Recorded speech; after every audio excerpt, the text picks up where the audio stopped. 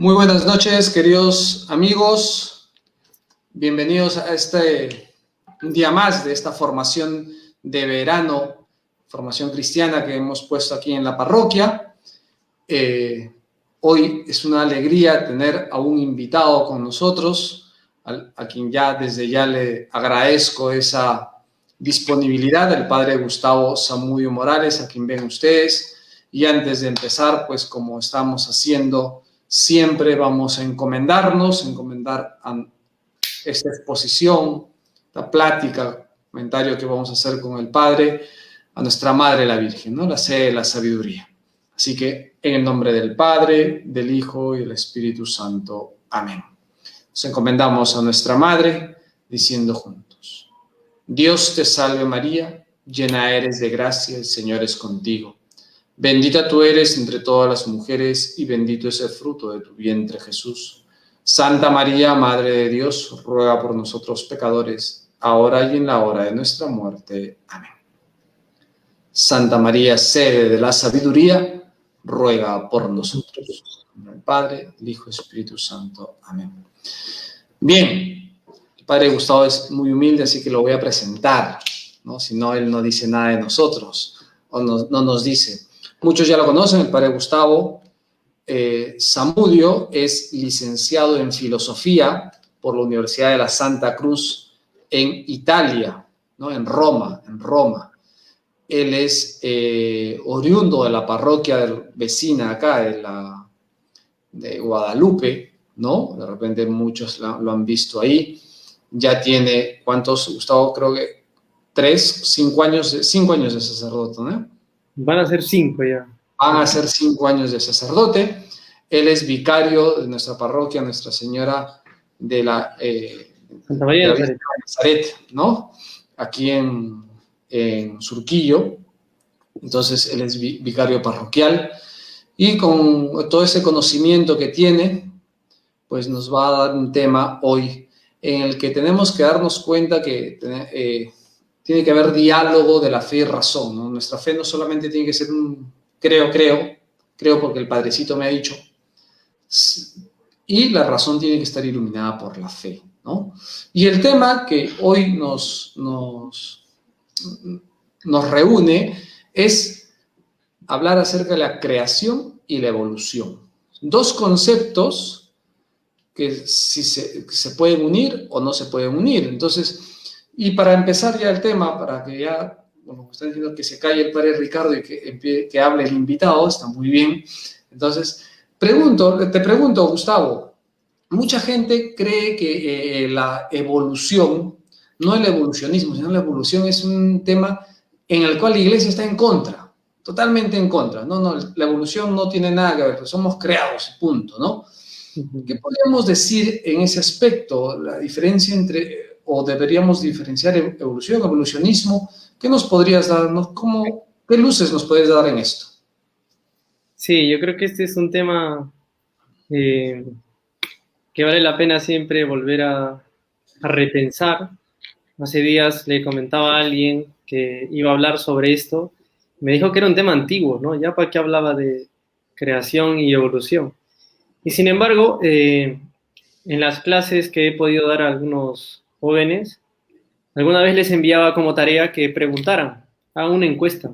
¿Qué es la evolución? ¿Quién fue el primero en hablar de evolución? ¿Qué significa evolución? ¿Qué significa creación? Si ambas cosas se autoexcluyen. Y resulta que las respuestas eran, por decir menos, superficiales, ¿no? O sea que no hay mucha claridad. Y justamente de allí la aparente oposición entre creación y evolución, ¿no? Más que una contradicción, ya veremos, es lo que suele llamar una paradoja, es decir, aparentemente se contradicen, pero cuando uno va a definir qué significa creación y luego va a definir qué significa evolución, se dan cuenta que no hay ninguna contradicción ni oposición. Haciendo un poco, Gustavo, de abogado del diablo. Claro, hablas de una aparente contradicción, ¿no? Pero el joven de hoy, incluso el universitario, el hombre ilustrado de hoy, pues prácticamente desecha la idea de creación, ¿no? Esto de creación de la nada, que hayan aparecido de frente los hombres pensantes.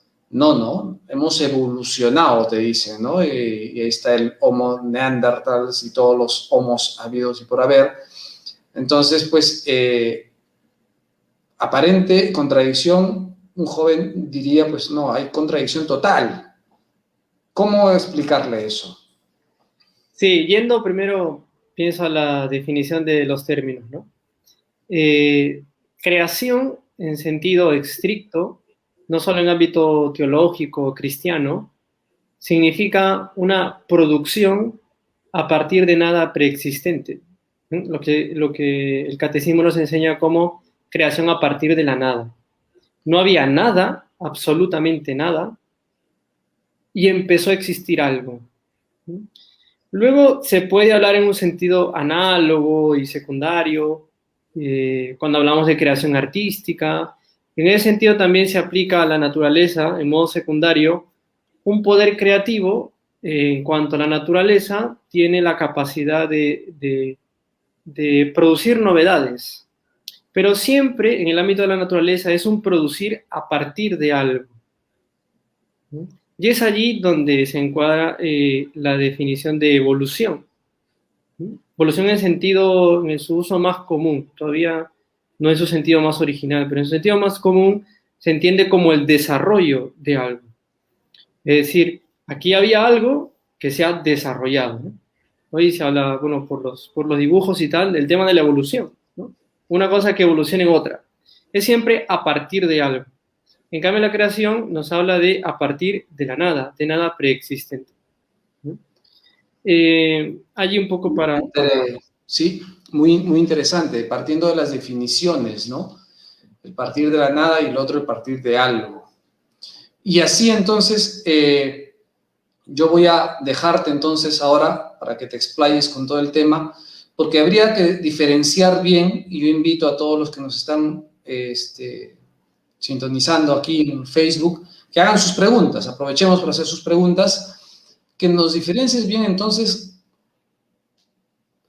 evolución y evolucionismo, y la iglesia la acepta o no la acepta. Y termina con la pregunta clásica, ¿no? ¿Descendemos del mono o no? Entonces, es las preguntas, digamos, que la gente suele hacerse, ¿no? Entonces, te dejo, Gustavo, para que nos expliques esto, y desde ya, pues todos pueden hacer preguntas, y el padre Gustavo está precisamente, pues, aquí para ayudarnos a entender un poco, ¿no? Entendiendo ciertamente que en un pequeño momento de charla no decimos todo, ¿no? Adelante, Gustavo. Bien, entonces, retomando justo estos términos de creación y evolución, podemos seguir diciendo que en realidad el gran problema que se presenta entre la fe y la razón en el ámbito de la evolución es sobre todo no tanto entre creación, sino entre lo que se suele llamar la providencia, porque los católicos creemos que Dios ha creado el mundo, pero que lo sigue guiando bajo su providencia. Y el problema es cómo entender el mecanismo de la providencia de Dios, o el modo como Dios ejerce su providencia, su cuidado, el modo como Dios va llevando la creación hasta su realización más perfecta.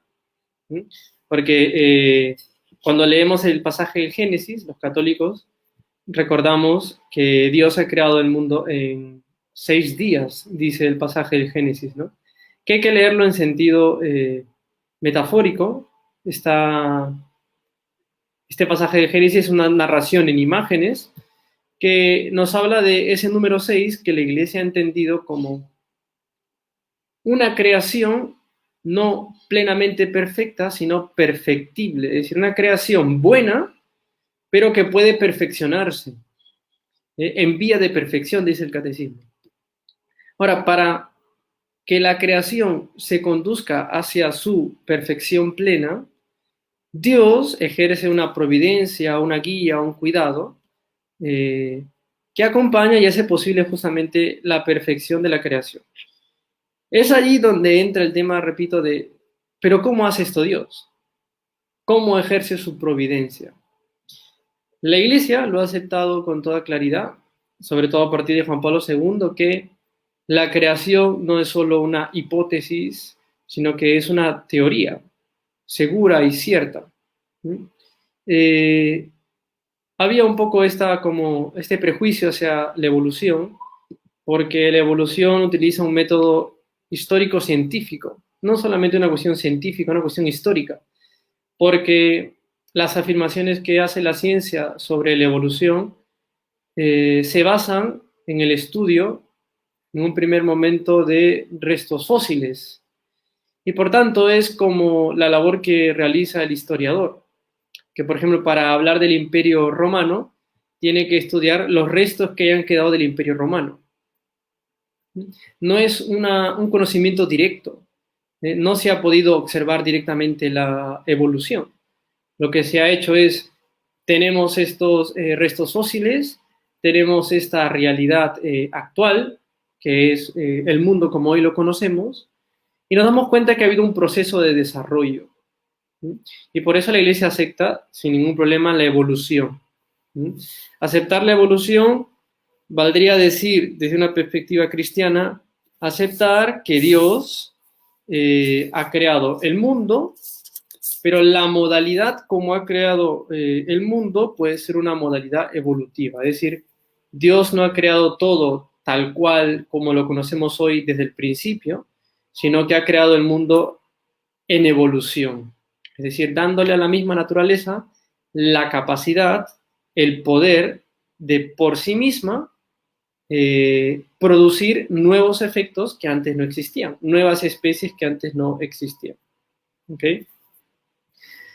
Por tanto, respondiendo a una de las preguntas que sale aquí al paso, ¿no? Así de manera sencilla, ¿la Iglesia no acepta de ningún modo la teoría de la evolución? Esto no es correcto. La Iglesia acepta la teoría de la evolución. Obviamente no la va a declarar un dogma de fe, porque no es una verdad revelada sobrenaturalmente, pero la Iglesia, que sigue también los avances de la ciencia, acepta de manera general, sin ningún problema, la teoría de la evolución.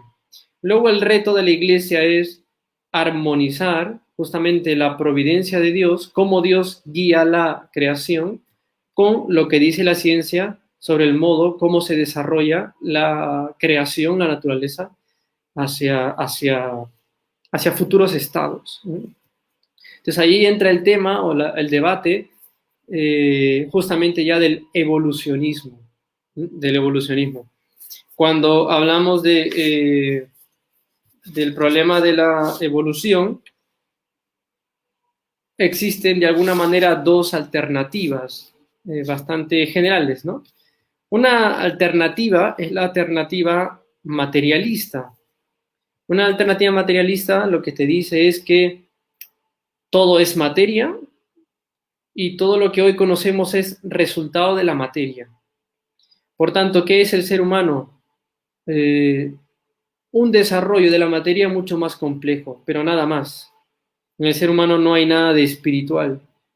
Y por tanto, no es necesario, dicen los materialistas, recurrir a Dios. Y por eso hay muchos científicos que sostienen la evolución y que son ateos.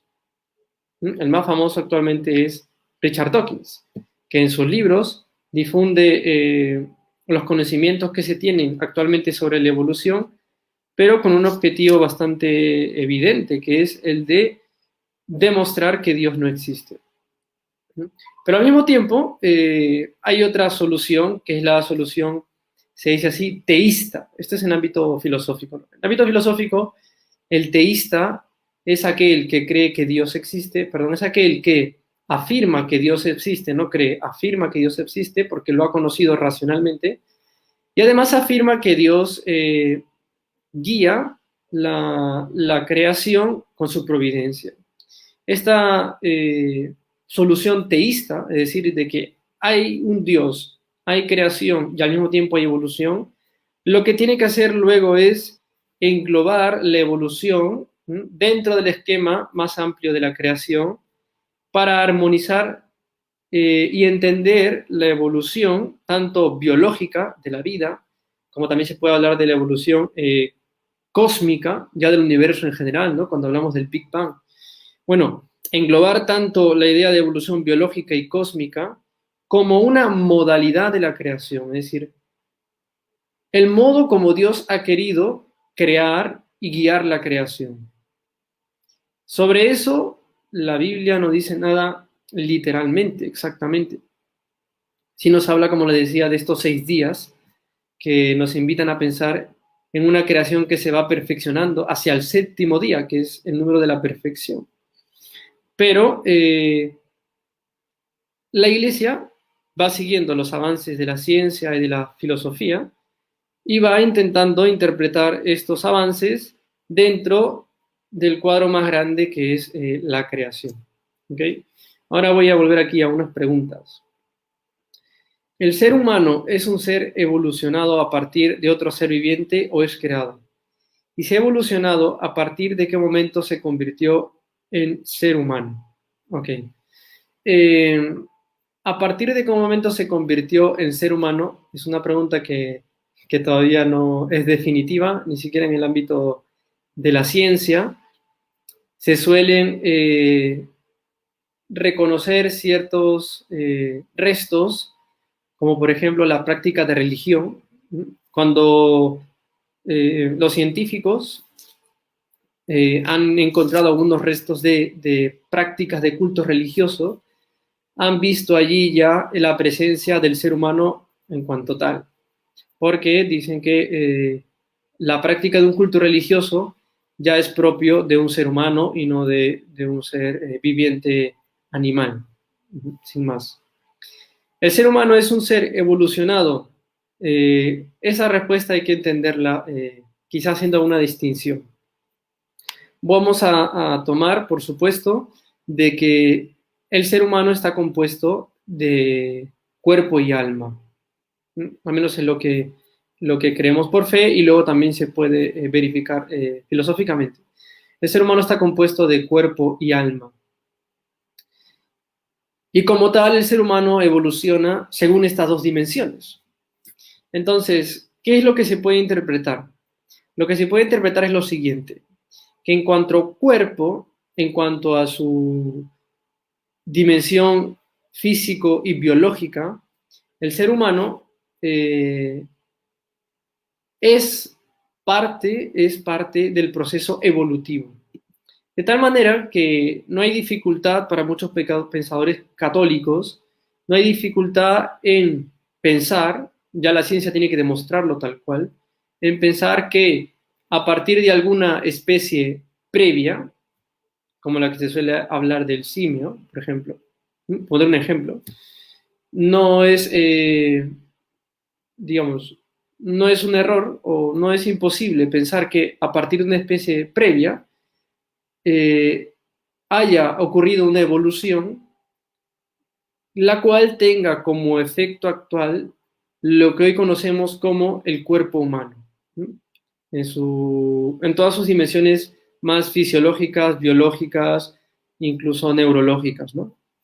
O neurobiológicas.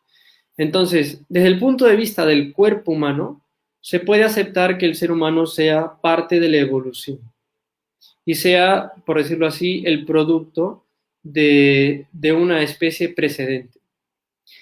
Lo que no se puede afirmar, lo que un católico no puede aceptar, es que el ser humano en su totalidad es producto de la evolución.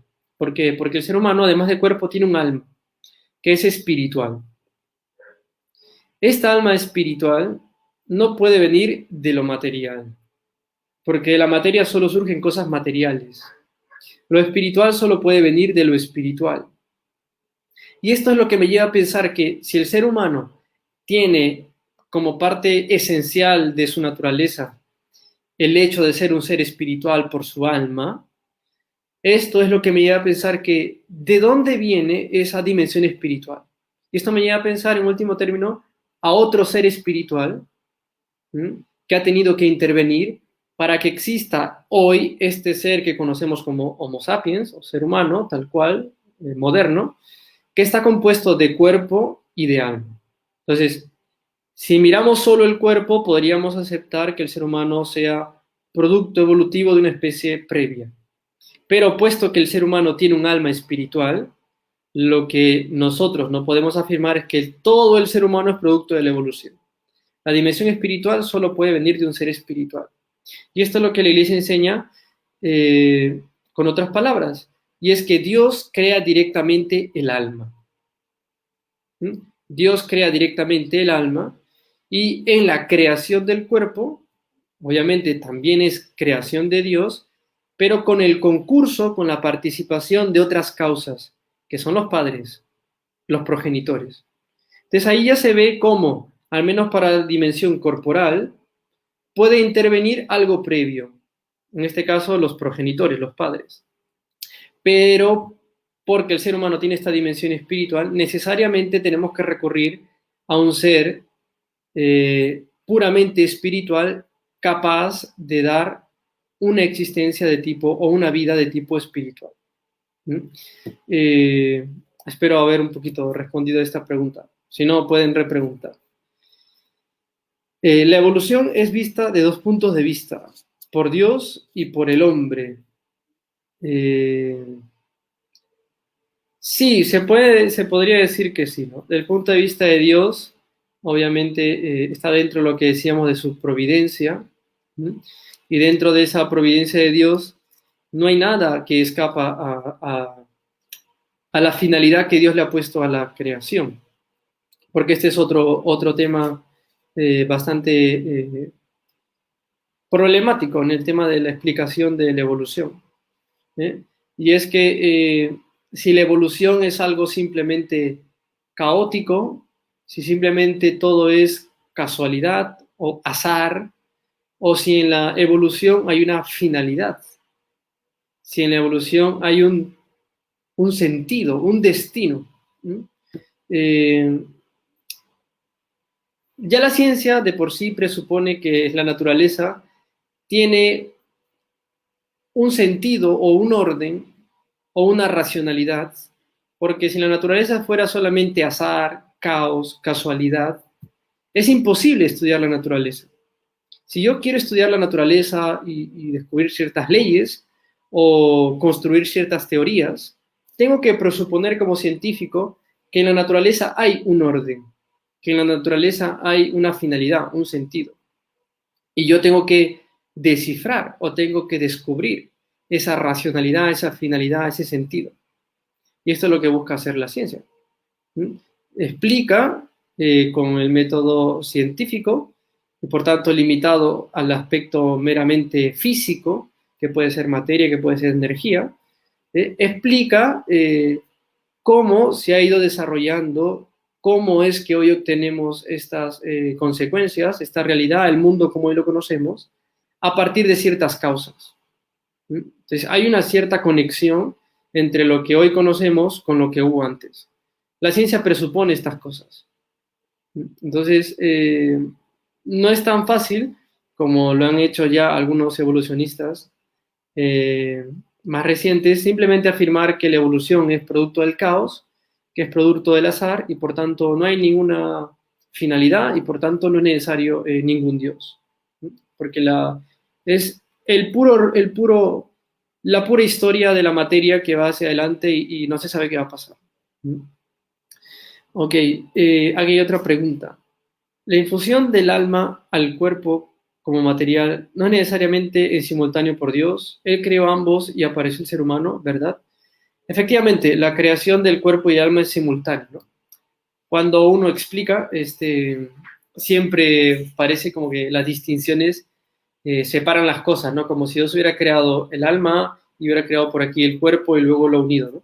No, en realidad, aunque la explicación de esta apariencia es todo simultáneo, ¿no?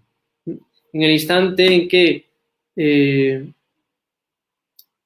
se genera una nueva vida desde el punto de vista en que las aportaciones tanto del varón y la mujer se han unido, en ese instante es que Dios crea el alma.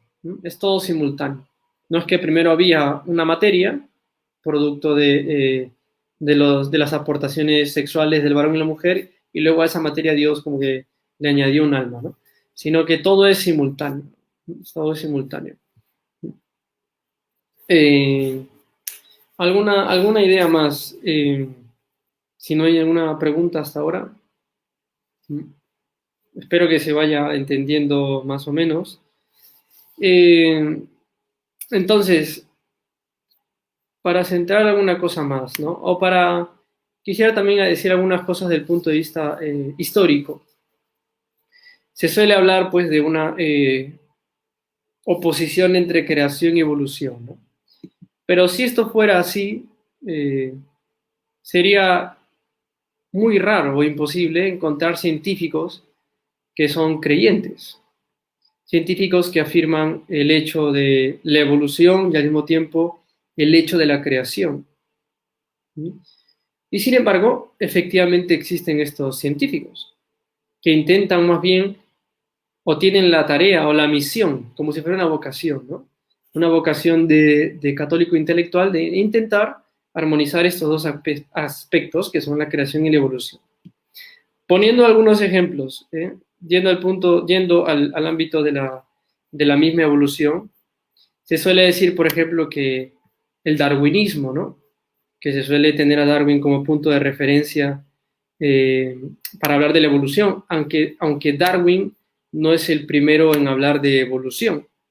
Por lo menos tenemos en el ámbito científico, el más conocido es Jean-Baptiste Lamarck, que en su obra Filosofía Zoológica ya hablaba de una especie de evolución a través de algunas alteraciones o modificaciones de ciertas especies, ¿no? El típico ejemplo que se utiliza a veces de la jirafa, ¿no? ¿Por qué la jirafa tiene el cuello largo? ¿Por qué? Porque la jirafa tenía que buscar su alimento más arriba y entonces poco a poco su cuello se fue adaptando y hoy conocemos a la jirafa con un cuello largo, ¿no? Son como procesos así evolutivos. Pero aunque Lamarck es el primero, mediante esta teoría de la adaptación, luego cuando vamos a Darwin, que es el más conocido, se suele decir que Darwin, pues, digamos, con su teoría de la evolución, ha descartado la creación. Y aquí hay que hacer algunos puntos de aclaración. Darwin, en su obra El origen de las especies, por medio de la selección natural, porque él lo que intenta es explicar que las especies que hoy conocemos son producto de un proceso evolutivo cuyo mecanismo es la selección natural. ¿Por qué dice esto Darwin? Porque había otra tesis científica o pseudocientífica y también pseudo-religiosa, que era la tesis del fijismo. Es decir, que Dios había creado todo tal cual como lo conocemos ahora. Por eso todo fijo, todo ya estable, completo y tal cual.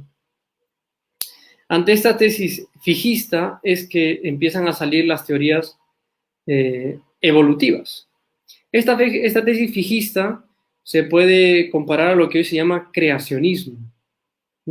Alguna vez me preguntaron, padre, ¿usted es creacionista? Yo dije que no. Yo creo y afirmo la creación, que no es lo mismo que ser creacionista, porque el creacionismo tiene una definición muy concreta. Creacionista es aquel creyente que lee literalmente el pasaje del Génesis, literalmente, o sea que fueron 6 días y que lo que encontramos en ese pasaje de Génesis es lo que existe hasta ahora tal cual. Esto obviamente excluye la evolución, pero esto al mismo tiempo excluye lo que ya les he mencionado que enseña el catecismo, que la creación está en vía de perfección y que por tanto es posible que Dios haya optado por la evolución, el desarrollo de la misma naturaleza como modalidad o como mecanismo de creación. Y por tanto Darwin, que lo que quería era decir que las especies se originan por selección natural y por tanto mediante un proceso evolutivo, nunca intentó, al menos eso está en su obra, intentó negar la existencia de Dios y negar la creación. De hecho, les voy a leer un breve párrafo del libro de Darwin, que es El origen de las especies, para que se pueda ver que realmente no se oponía. Dice Darwin casi hacia el final del origen de las especies. A mi juicio, concuerda mejor con lo que conocemos de las leyes impresas en la materia por el Creador, con las leyes naturales, concuerda mejor con las leyes naturales que Dios ha puesto en la creación, el que la producción y la extinción de los habitantes pasados y presentes del mundo sean debidas a causas secundarias, como las que determinan el nacimiento y la muerte de los individuos. Le mencionaba yo antes el ejemplo de cómo se origina un ser humano, en la cual es Dios, que es la causa principal de que tú existas, pero luego con el concurso de tus padres, que son causas secundarias. Dios ha querido contar con los padres para crear un nuevo ser humano.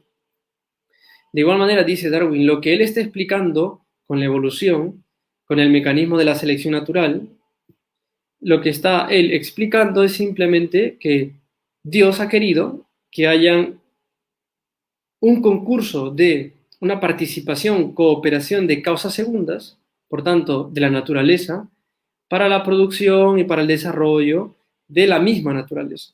Es decir, que Dios no está, como afirma el Dios del deísmo con la D, o el Dios de la ilustración, un Dios que es como un relojero, un Dios que tiene que constantemente meter la mano para arreglar su obra creadora, ¿no? Algo está fallando en el universo, entonces Dios mete la mano para arreglarlo.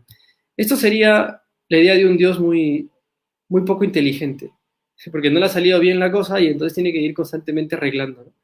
En cambio, la idea de un Dios mucho más sabio y mucho más omnipotente es de un Dios que le ha dado a la misma naturaleza la capacidad de tener un poder causal, de causa segunda, para que coopere con su providencia. De tal manera que Dios no tiene que estar allí como alguien que no ha hecho bien su tarea y tiene que estar ahí corrigiéndola, ¿no?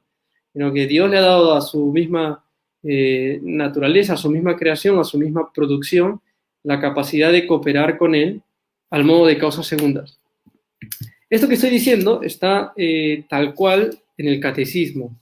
No lo voy a leer para no llenarles de más datos, pero pueden ir, les doy los números del catecismo, que son del 306 al 308. Allí se habla de la providencia de Dios y las causas segundas. O sea que lo que les estoy diciendo desde el punto de vista filosófico o científico, porque es lo que dice Darwin, se encuentra en el catecismo, esta explicación entre la armonía que existe entre la providencia de Dios, el poder omnipotente de Dios, y las causas segundas, es decir, el poder natural que Dios le ha dado a sus criaturas, tanto al mundo irracional como a la criatura racional, libre y pensante que es el ser humano. Luego, no hemos entrado al tema de la evolución del universo en general, pero no sé si alguien tiene alguna pregunta al respecto o si se va entendiendo hasta aquí. He dicho muchas palabras un poquito quizá extrañas, o sea que si alguien tiene preguntas sobre las palabras que he utilizado o aclaraciones también lo puede mencionar.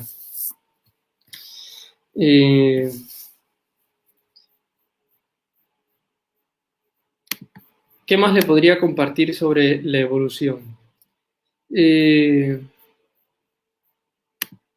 Sí, otro punto importante que tiene que ver con la creación es justamente que la evolución es una teoría que busca explicar el origen de nuevas especies y por tanto que se centra en el desarrollo de la vida, la evolución biológica. El desarrollo de la vida a partir de algo.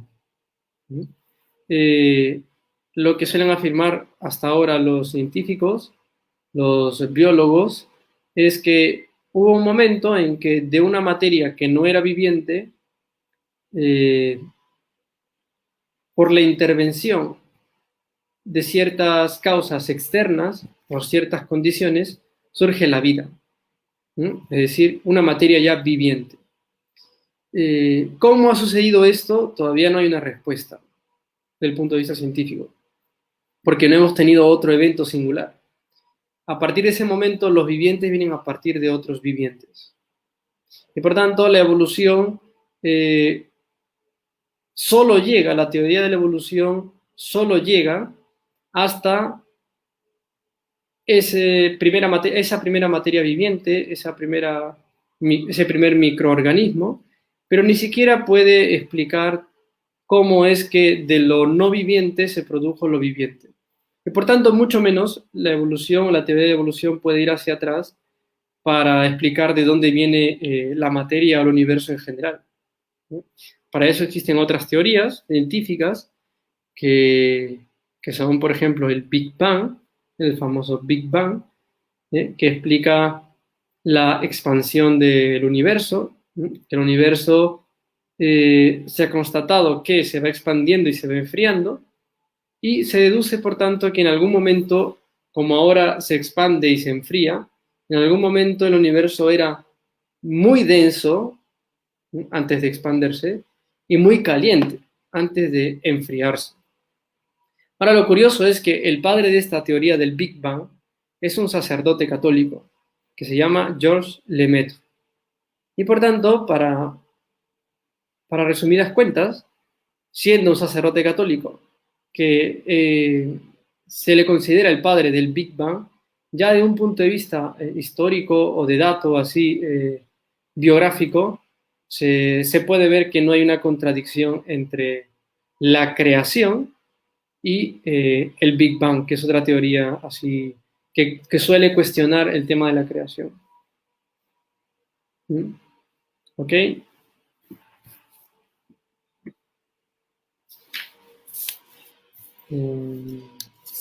¿Qué es lo que podría yo decir ya como marco general, ¿no? Desde la relación entre teología y ciencia. Teología y ciencia, o de manera general dentro del marco de la relación entre fe y razón. Dice Juan Pablo II que la fe y la razón son como las dos alas que nos llevan a la verdad, que es Dios. Dios es tanto el autor de la verdad teológica como el autor de la verdad científica, porque Dios es el autor de todo, de lo revelado a través de la Biblia, de la tradición de la Iglesia, y de lo revelado, y este día es importante, a través, esto lo solían decir los pensadores cristianos medievales, sobre todo, a través del libro de la naturaleza. Para los filósofos cristianos, la naturaleza era un libro que nos habla de Dios. Y por tanto, los conocimientos que podamos ir descubriendo a partir del estudio de la naturaleza nos pueden ayudar a tener una imagen un poco más completa de Dios. Porque siendo Dios el autor de esa obra tan bella, de esa obra tan maravillosa, yo, observando y estudiando este efecto, puedo conocer más o menos las características del autor de esta obra, del creador. Por eso, el desarrollo de la ciencia moderna, que lo tendremos más adelante de manera especial con Galileo y luego con Newton, tiene ya sus orígenes en la época medieval. Porque para un pensador cristiano, para un mundo cristiano como era fundamentalmente el medieval, la naturaleza habría que estudiarla porque siendo algo que ha salido de las manos de Dios, nos va a enseñar algo sobre Dios. Y por eso hablaban, Tomás de Aquino, Buenaventura, hablaban del libro de la naturaleza. Y allí el impulso que se dio a las ciencias naturales con el redescubrimiento de la obra de Aristóteles, que era el gran científico hasta entonces de la antigüedad, luego de Galeno quizá. Pero los filósofos medievales que se van a encargar del estudio de la naturaleza se van a considerar filósofos de la naturaleza o filósofos naturalistas. Ya luego se va a distinguir esto y va a aparecer el tema de la ciencia. Pero el libro de la naturaleza nos dice mucho sobre Dios. Y por tanto, no hay que caer en el fideísmo, donde lo único que vale es lo que dice, como le decía Lutero, es la Biblia, y lo que no está en la Biblia es falso. Entonces no hay que caer en el fideísmo, sino que hay que ir aceptando las verdades que la ciencia, de manera rigurosa, va descubriendo sobre la naturaleza. Porque esas verdades, en último término, nos hablan del Creador. La naturaleza es un libro que hay que leer, que hay que contemplar. Como decía también, fíjese, estamos en la Edad Media, como decía San Francisco de Asís, que tenía al hermano Sol, a la hermana tal. ¿Por qué? Porque la naturaleza le hablaba de Dios. La naturaleza le llevaba a proclamar a Dios. Y por tanto, un católico no tiene que tener miedo a la ciencia, lo que tiene que tener es una buena base religiosa, de formación religiosa, para que pueda evaluar lo que la ciencia va diciendo.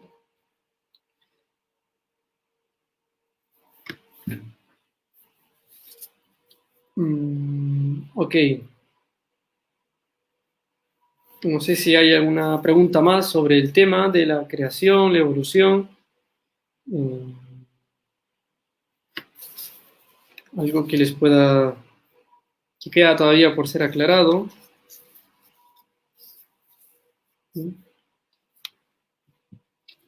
Bueno, vamos a quizá una de las últimas ideas que voy a compartir, y es que la ciencia, otra vez volviendo a la ciencia, a lo propio de la ciencia estudia realidades físicas, sea como se consideren estas realidades físicas, como materia, energía, ondas, etcétera, ¿no? O incluso ya yendo al mundo de la física cuantística, bueno, sigue siendo una realidad física. La ciencia siempre se ocupa de algo físico. En cambio, la creación tiene que ver con la producción a partir de la nada. Por tanto, cuando no había nada físico. Es por esto que, como han demostrado muchos filósofos de la ciencia y también de la naturaleza, la creación es un tema que escapa a los científicos y a la ciencia en general.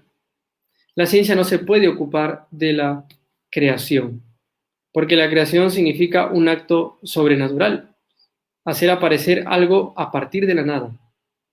Las producciones naturales que hoy conocemos son siempre a partir de algo. Yo puedo producir una silla a partir de la madera, pero no puedo producir una silla a partir de la nada.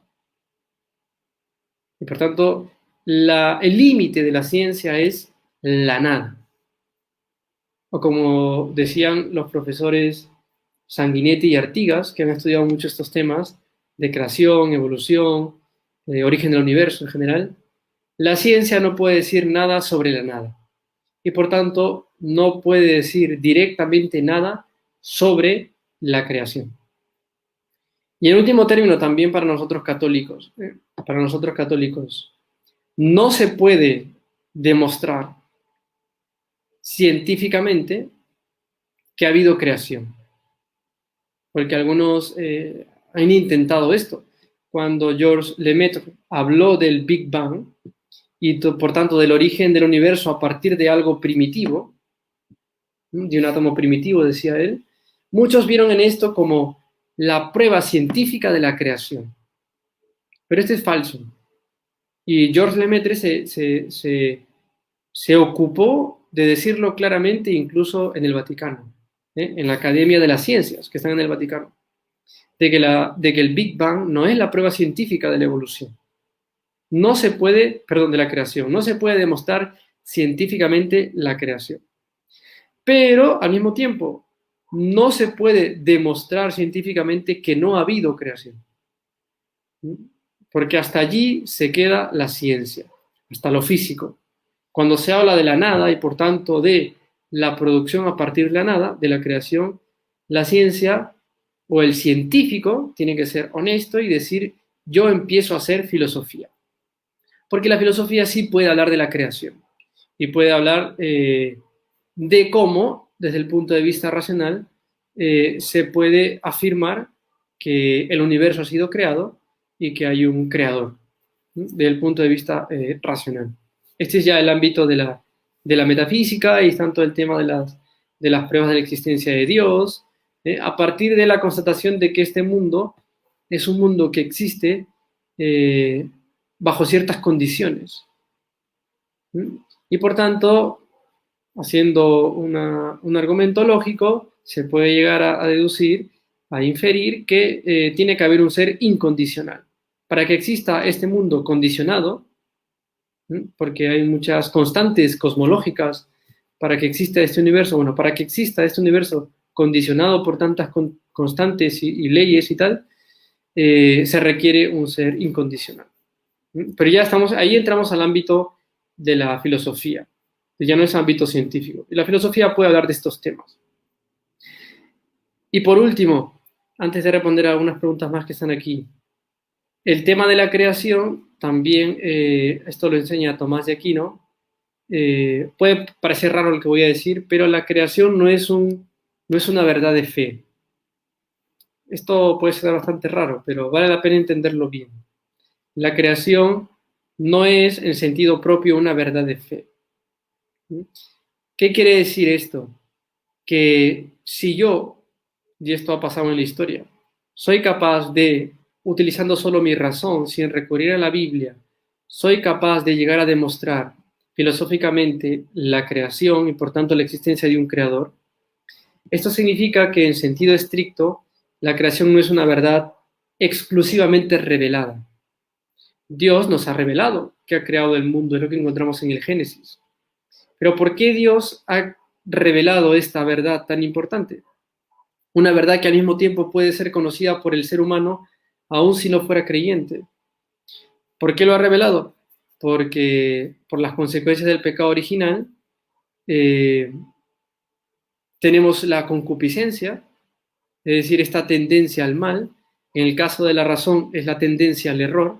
Y entonces Dios, como sabe que para demostrar filosóficamente o racionalmente que ha habido creación, que hay un creador, se requiere mucho estudio y se requiere mucho tiempo, e incluso lo que puedes llegar a saber lo vas a saber con errores, Dios lo ha revelado para que todos, sin ningún problema, sin mezcla de error y con poco esfuerzo, con menos esfuerzo, pueda llegar también al conocimiento de que ha habido creación y de que hay un creador. Entonces, esto era una cosa más. Aquí habían dos preguntas que quedaron. Una ya la había respondido más o menos, ¿no? La teoría de que el hombre viene del mono, nuestra iglesia no la aprueba. Entonces, lo que le decía era lo siguiente. Primero, que no se habla del mono, en sentido estricto, ¿no? Digamos. Otra especie, se puede decir en general. Pero el tema concreto es la distinción que yo les hacía. Y es que el ser humano es un ser que tiene dos dimensiones. Está hecho de cuerpo y de alma. Entonces, no es impensable, ni es algo que va contra la fe, aceptar que para el origen del cuerpo se requiere algo precedente, una especie preexistente. Yo les ponía el ejemplo de la creación de la persona humana. Dios crea a la persona humana, ¿ok? Y Dios la crea, pero con el concurso de los progenitores, de los padres, y por tanto con el concurso de algo preexistente, de unas causas segundas. Dios es la causa principal, los progenitores son las causas secundarias. Desde el punto de vista del cuerpo, es posible aceptar que el ser humano sea producto de la evolución. Es decir, que en cuanto a su dimensión fisiológica, biológica, más científica, si se quiere decir así, es posible afirmar que el ser humano es un producto de la evolución. Pero puesto que el ser humano no es totalmente solo cuerpo, sino que el ser humano está compuesto también de un alma espiritual, la persona humana no es producto de la evolución. Porque cada alma humana va creada directamente por Dios. ¿Por qué? Porque es espiritual y lo espiritual no puede venir de lo material y por tanto esto nos lleva a pensar a la idea de otro ser espiritual, que es lo que solemos llamar el creador o Dios, ¿no? Entonces, por decirlo en pocas palabras, en cuanto a la parte más fisiológica, biológica, se podría aceptar que el ser humano viene de algo precedente, como suele pasar en el caso de la creación de una persona concreta, pero la persona humana en su totalidad no es producto de la evolución, porque el ser humano es también un ser espiritual y se requiere la intervención de una causa espiritual que es Dios. Por último, no entiendo bien que Dios creó el universo habiendo encontrado ya algo creado. No, justamente esto es lo que no he dicho, creo. es que más bien creación se entiende como producir algo a partir de la nada. Esta es una prerrogativa que solo corresponde a Dios, porque se requiere un poder sobrenatural. La naturaleza tiene sus poderes, ¿no? También para producir cosas, y pueden ser cosas muy creativas, muy novedosas, pero todas estas cosas novedosas y creativas que la naturaleza produce por su propia capacidad que Dios le ha dado, son siempre producción a partir de algo. Y por tanto no se llama creación. Entonces yo puedo tener 1000 teorías que me hablan de, como por ejemplo, la evolución, que me dice que ha habido un proceso, pero siempre es un proceso de desarrollo a partir de algo. Puedo hablar nuevamente, si quieres, del Big Bang. Bueno, el Big Bang es nuevamente la explicación de por qué el universo se expande y se enfría a partir de un estado primitivo que era muy caliente y que era muy denso. Pero es siempre a partir de algo físico. Cuando pasamos al tema de la nada, es allí donde la ciencia se tiene que detener, o el científico se tiene que detener y decir, voy a empezar a hacer o filosofía o voy a empezar a hacer teología. Ahora aparecieron más preguntas, Ricardo, no sé qué... Sí, lastimosamente, muchas gracias, Gustavo, padre Gustavo. Y como ves, es un tema, pues, muy, que nos va a hacer darnos cuenta a cada uno de nosotros, a todos, que conocemos poco de nuestra fe, ¿no? Y lo que les decía a unos compañeros, ¿no? Hay que dar razones de nuestra esperanza, y eso quiere decir prepararnos bien. Y no solamente prepararnos bien, no es que todos tengamos que estudiar filosofía, como el padre Gustavo, pero sí tener, pues, buscar las respuestas en libros recomendados, en preguntar a los que han estudiado, ¿no? Y yo te agradezco porque nos has dejado claro muchas cosas, de diferenciar claramente qué es creación y qué es evolución, y a partir de esos conceptos claros ir trabajando, ir disgregando todo para entender bien qué son teorías y no, y cómo la Iglesia, desde Juan Pablo II, pues tú lo has dicho más que todo, pues ha estado siempre apoyando a la ciencia en todos estos desarrollos, ¿no? Pues bien, ciertamente hay muchas preguntas. Será motivo, creo que todos estarán de acuerdo, de invitar al padre Gustavo en otra oportunidad, en estos conversatorios que vamos haciendo de temas doctrinales y temas de fe. Así que, padre Gustavo, muchísimas gracias por tu exposición, por tratar de abrirnos la mente, de tener una fe hermosa, creer en ese Dios creador y providente que nos mantiene y que nos ha dado precisamente a su Hijo Jesucristo. Y te invito a que nos hagas una oración y una bendición para terminar así nuestra jornada de hoy. Sí, no te voy a hacer caso porque hay una pregunta que es muy sencilla, porque simplemente es ¿qué libros recomienda, no? Y esto creo que sí es bueno decirlo. No me van a creer, pero si hay algo que yo recomiendo para entender el tema de la creación y todo esto, es el catecismo. El catecismo, cuando explica el tema de la muy bien, ¿eh? Yo siempre he dicho el catecismo es lo primero. El catecismo, cuando toca el tema de la creación, usted le puede pasar, el catecismo es pues, para los niños, ¿no?